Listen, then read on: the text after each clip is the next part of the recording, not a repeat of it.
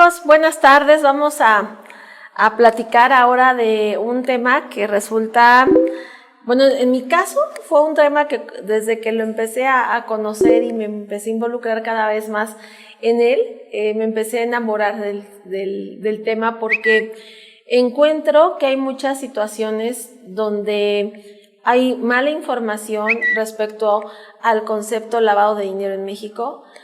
De pronto hay circunstancias por las cuales los ciudadanos en general pensamos que el lavado de dinero tiene que ver solamente con actividades de narcotráfico o que solamente tiene que ver con actividades que se realizan en efectivo, y la realidad es que no es así. Hay algunas condiciones que vamos a descubrir en esta sesión de trabajo donde vamos a entender un poquito mejor de estas disposiciones antilavado. Existe una ley y existe su reglamento, existen reglas, también aquí en este caso vamos a encontrar así como resoluciones misceláneas, existen reglas, anexos, formatos, obligaciones en el portal que hay que cumplir, y la realidad es que existe poca literatura decente del tema. Cuando la gente se pone a investigar y dicen, bueno, actualmente hay incluso exámenes para la certificación y empiezas a buscar literatura elaborada en México donde podamos entender mejor este proceso de manera más práctica, pues no existe mucha. Y la realidad es que de este tema, como es un tema que se ha considerado por mucho tiempo tabú, pues es un tema difícil a veces de tratar. Los contadores, por alguna razón, nos ha tocado batear este asunto de presentar formatos y de cumplir ciertas obligaciones, aunque en varios cursos yo les comento que no, el contador no es como la persona idónea, ¿no?, para cumplir con estas obligaciones. A lo mejor se nos da porque a los contadores pues se nos da el llenar formatos y la página y programas, pero en realidad el cumplir con las obligaciones de la ley antilavado va mucho más allá de llenar un formato. Hay muchas cuestiones que están detrás de ese formato que se presenta, son las que vamos a analizar en esta sesión, y existen varias disposiciones involucradas. Este curso no se trata de meternos en cuestiones demasiado teóricas. La intención de este curso es que conozcas de manera práctica cuáles son las obligaciones que vamos a cumplir, cómo son los formatos, por qué se integran así, qué información solicitan, cómo se mandan, etcétera, para que tengas, digamos, una concepción un poquito más práctica del tema. La realidad es que esta ley para la prevención contra las operaciones de lavado de dinero, esta famosa ley PRIORPI, que bueno, de manera coloquial la vamos a estar llamando como ley antilavado, tiene varios aspectos jurídicos que, analizándose, a lo mejor entiendes parte del objetivo de la ley, de lo que se busca, pero en realidad, en mi experiencia personal, muchas de las situaciones yo las entendí hasta que me involucré con los medios electrónicos, con el formato, con las reglas, con toda la cuestión práctica que hay que cumplir. Y es que de pronto para los empresarios, para los ciudadanos en general, el tratar de saber cuáles son tus obligaciones que hay que cumplir, que hay que presentar, etcétera, de repente hasta te llega a parecer así como imposible o extremo, ¿no? ¿Y por qué tengo que mencionar esto o aquello? Y la realidad es que considero que a lo mejor el error es que ha sido que no hemos visto pues a la ley desde el problema que le dio origen.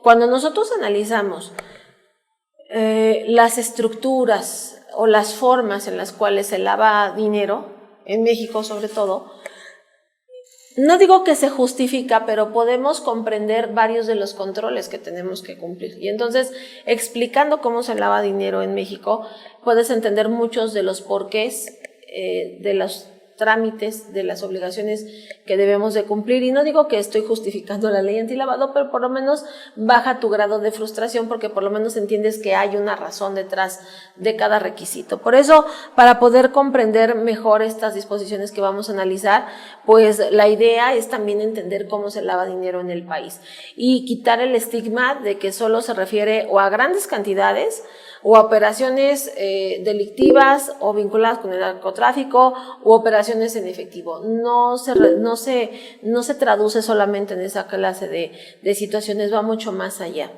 Y en realidad en México podemos identificar que existen 3 etapas cuando hablamos de lavado de dinero. Y la realidad es que los recursos que se involucran en cualquier economía de cualquier país, lo ideal es que se conozca de dónde provienen o que se conozca hacia dónde están dirigidos. Entonces, en México se han detectado básicamente 3 etapas, que son la colocación, el ocultamiento y la integración de esos recursos, donde a veces aparentemente ya generan utilidades que posiblemente pudieran considerarse como legítimas, aunque en realidad vamos a descubrir que a veces ni siquiera el recurso llega a generar utilidades.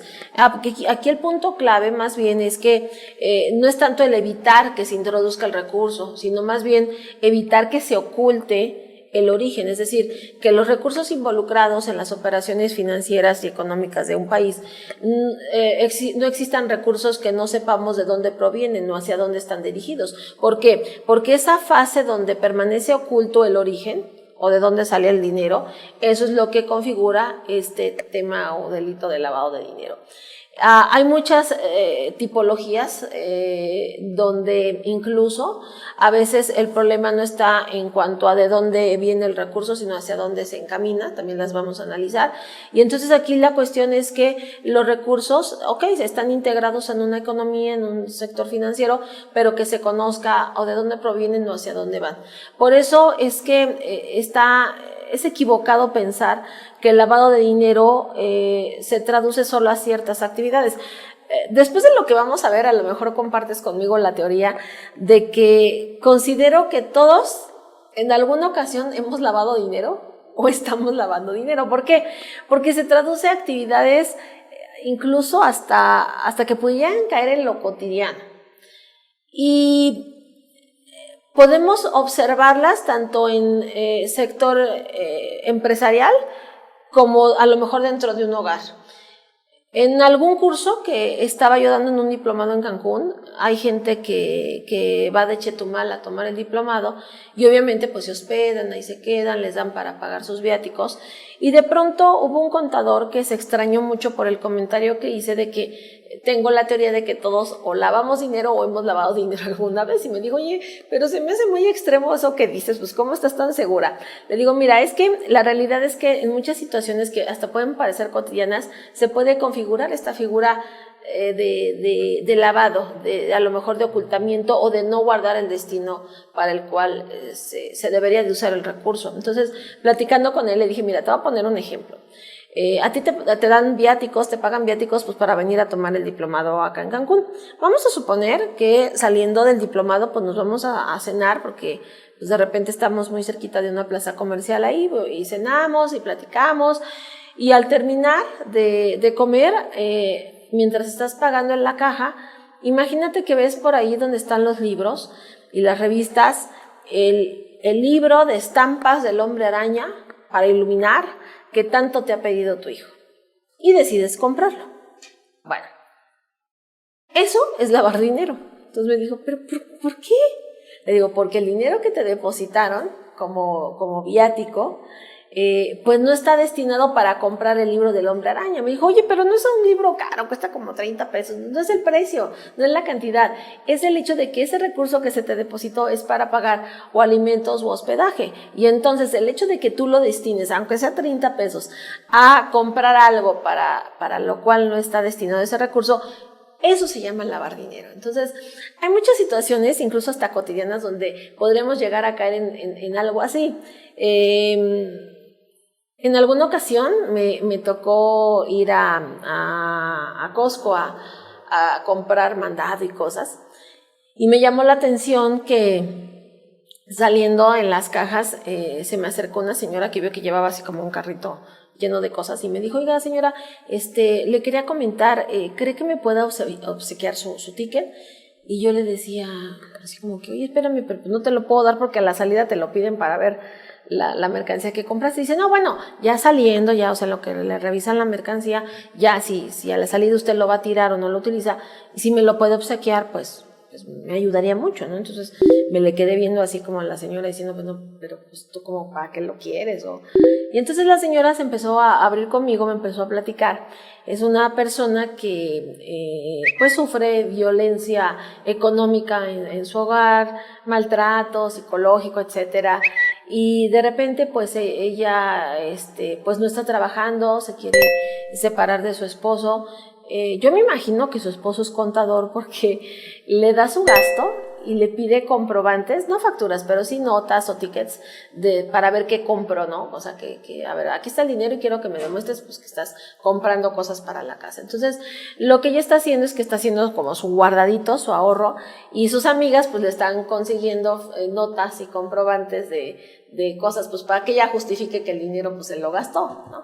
Y si la realidad es que estoy ahorrando y yo creo que voy a dejar a mi esposo, etcétera, pero pues mientras lo ahorro, pues yo necesito juntar tickets. Entonces, bueno, aunque a lo mejor tuviera una causa o una justificación aparentemente razonable para esta ama de casa, la realidad es que lo que ella está haciendo pues también es lavado de dinero. ¿Por qué? Porque aunque tenga un marido que sea muy injusto, muy cruel o como sea, pues el dinero que se le está otorgando no es para otra cosa, no es para un ahorro, sino para comprar la despensa de cada semana de su hogar. Entonces, si observamos bien, hay muchas razones en las cuales podemos caer en situaciones así, por eso es que tengo la teoría. Ahora, no somos el único país que ha tenido problemas o restricciones con este asunto del lavado de dinero. En la mañana venía escuchando en un noticiero el tema de que ya se volvió una plaga y un problema muy serio, la venta de gasolina, ¿no? Que ordeñan precisamente de los ductos, y que bueno, se revende a precios muy inferiores, pero pues obviamente pues es un acto ilegal, ¿no? Porque pues la gasolina pues la ordeñan y la revenden, y con eso pues se mueven recursos del narcotráfico. Aquí en este país es uno de los negocios más redondos en materia de lavado de dinero. La realidad es que México, al igual que otros países, han batallado para tratar de evitar que esta situación se propague, y no es que no se mezcle el dinero en el país o se detenga la entrada, más bien la idea es que no permanezca oculto. Eso es lo que busca realmente la legislación. Entonces, en México, al igual que en otros países, se ha buscado crear esquemas de control. Colombia es un país que se parece mucho a México, porque el dinero negro, como se le llama allá, proviene básicamente de dos fuentes: las actividades ilegales como el narcotráfico y la evasión fiscal. Por eso se parece mucho a nuestro país. Y entonces, en Colombia se ha buscado igual crear esquemas de control, identificación, y entonces empezaron a crear igual disposiciones de que, oye, por ejemplo, si vas a ir a hacer un depósito de más de, no sé, $10,000, pues ¿sabes qué? Pues vas a tener que llenar un formatito o identificarte o hacer un formulario, etcétera. Y encontraron en su momento pues técnicas para tratar de evitar esta situación. Entonces, México es un país que también ha copiado disposiciones o recomendaciones también de otros países, pues para tratar de evitar esta situación. El asunto es que cuando tú pones un control, pues hay alguien que ya está buscando evadir ese control, ¿no? Y para eso los mexicanos pues nos pintamos solos. Entonces, ¿qué pasó en Colombia? Pues de repente se empezaron a poner restricciones en ciertas operaciones y se podían llevar a cabo, pero siempre y cuando se identificara la persona, llenar un formato, etcétera. Y entonces imagínate, ¿no? Pues, oye, pues es que, ¿qué crees? Que quise depositar en el banco el recurso, quise hacer esto, y pues es que me pidieron datos, y pues la idea es que permanezcamos ocultos, ¿no? La idea es no llamar la atención. Eso es uno de los principios principales fundamentales de las operaciones de lavado: no llames la atención. Por eso mucha gente, de repente, cuando nos investigamos de este tema, pues tampoco no nos desagrada la idea de tomar o de ver algo le llaman justicia ficción o realidad ficción, acerca de ciertas series que se han creado en torno a estos temas, ¿no? Como La Reina del Sur, Pablo Escobar. Entonces, de repente hasta la psicología de los personajes te dice mucho, ¿no? De cómo piensan estas mentes. Y la realidad es que tienen el principio básico de, pues, ¿sabes qué? Lo principal aquí es que no llames la atención, y eso es cierto. Entonces, aquí, si hay algún indicio de que ya te ubicaron o te conocen, o que, pues eso es lo que tenemos que evitar. O sea, aquí el principio para que funcione el lavado de dinero es que pases desapercibido. Entonces, ¿qué ocurre? Empiezan a crear esquemas de control y la cuestión es pasar desapercibido. Entonces, ¿qué empezaron a hacer en Colombia? En Colombia dijeron, bueno, si para depositar $10,000 me van a pedir información, porque llego yo con esa cantidad, pues vamos a dividir, como dicen por ahí al principio, divide, bueno, está hasta bíblico, divide y reinarás. Y entonces, ¿sabes qué? Pues vamos a dividir, en lugar de que llegue una persona con $10,000 para depositar, pues ¿sabes qué? Pues que lleguen 5 con 2,000, porque pues ahí no alcanzas el margen. Entonces, cada quien llega con 2,000, pasas los filtros, no te van a pedir información, y entonces esa manera de trabajar donde buscas no utilizar grandes cantidades, sino que mejor fragmentamos la cifra para no llamar la atención, para hacerlo en actividad hormiga y no levantar sospechas. Esas personas que se dedican a hacer esa clase de operaciones en menores cantidades y en operación hormiga son llamadas smurfs o pitufos. Por eso a la actividad de lavado de dinero se le conoce como pitufeo o pitufear. Entonces digo, hago el comentario aquí porque para el curso vamos a platicar de pitufos y de actividades de pitufear o de pitufeo. Entonces, cuando yo me refiero a pitufos, creo que nos va a quedar claro a qué tipo de personas nos estamos refiriendo. Así es como se les llama, ¿no? En el argot. Y entonces, por esa razón es que es importante conocer estas formas en las cuales se llevan a cabo las operaciones de lavado de dinero. La realidad es que, como te comentaba al inicio, no hay mucha literatura al respecto, pero si tú quieres estudiar un poquito más de este tema, incluso si te estás preparando para presentar el examen de certificación en materia de estas cuestiones, yo te recomiendo que te metas a la página de la Secretaría de Hacienda, o sea, no la del SAT, la de la Secretaría de Hacienda y Crédito Público, y ahí hay una liga, un canal que es el canal de Unidad de Inteligencia Financiera. Ahí vas a encontrar una guía que se llama Gafi Sudamérica, y ahí vamos a encontrar varias guías, tipologías, tips acerca de casos, ¿no? Te exponen en el documento cómo se dio la operación de lavado, cómo investigaron, qué descubrieron, etcétera, etcétera. Entonces, vamos a ver algunas de esas tipologías, las vamos a ver en forma de diagrama.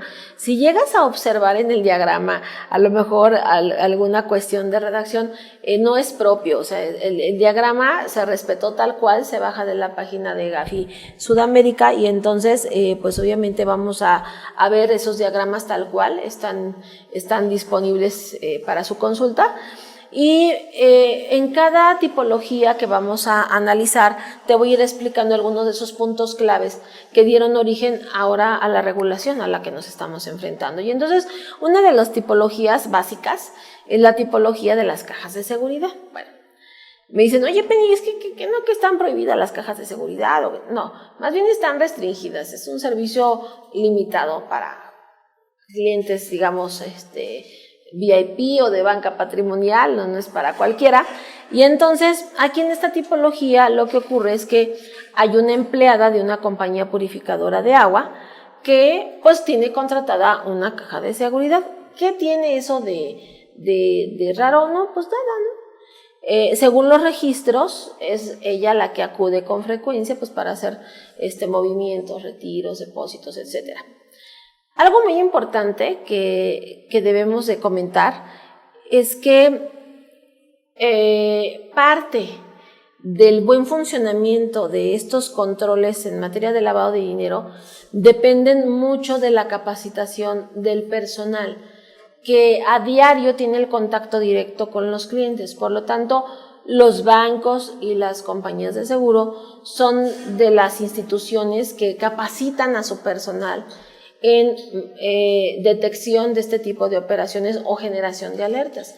Y parte de la capacitación es esa. A ver, si aquí el punto es que el cliente no pase desapercibido, que al cliente se le conozca mejor, que no pase así como oculta la operación, pues entonces la premisa tiene que ser, pues conoce mejor a tu cliente. Entonces se capacita a los ejecutivos bancarios, pues para ser un poquito más observadores, preguntar un poco más, involucrarse más con el cliente. Y entonces a veces, no sé si has notado que de repente tu ejecutivo bancario, pues sobre todo cuando estamos hablando de ejecutivos de cuentas empresariales, pues hace no solamente las operaciones, sino que te hace preguntas acerca de, pues, por ejemplo, tu familia, etcétera, que hiciste en vacaciones, y muchas veces, pues es que le caigo muy bien, o no sé, a lo mejor hasta me quiere ligar. No, es porque es parte del entrenamiento. O sea, la idea es conocerte un poquito mejor, porque toda tu persona, pues al final brinda información. Entonces, ¿qué pasó con esta empleada de esta compañía de agua? Bueno, de repente, un día, no va ella, va una amiga que se ostenta con un poder, y entonces solicita el acceso a la caja de seguridad, indicando que la amiga no puede ir porque se encuentra hospitalizada. Como ostenta un poder, pues le tienen que dar acceso a la caja de seguridad.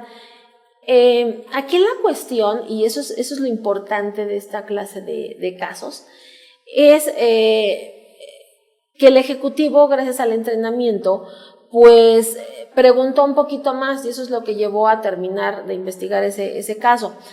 ¿A qué voy con esto? La empleada indicaba pues que era una mujer casada. Entonces, en una situación donde a lo mejor te hospitalizan de emergencia o requieres hacer un retiro importante y pues tú no puedes, pues lo lógico sería que un familiar directo pues acudiera, ¿no? Pues a lo mejor fuera el esposo o algo. Pero no, o sea, va una amiga y bueno, la amiga pues se le pregunta, oye, ¿cómo está? ¿Qué le pasó? Y pues la verdad es que la amiga pues no sabe dar más información, nada más con el poder se ostenta. Pero ¿qué fue lo que ocurrió después? Bueno, la amiga se tuvo que identificar, dejar datos, etcétera, y cuando buscan a la empleada de la compañía de agua, pues la empleada pues ya no estaba, desapareció. Obviamente pues se vació la caja de seguridad. Entonces se ponen a investigar los registros a través de la amiga.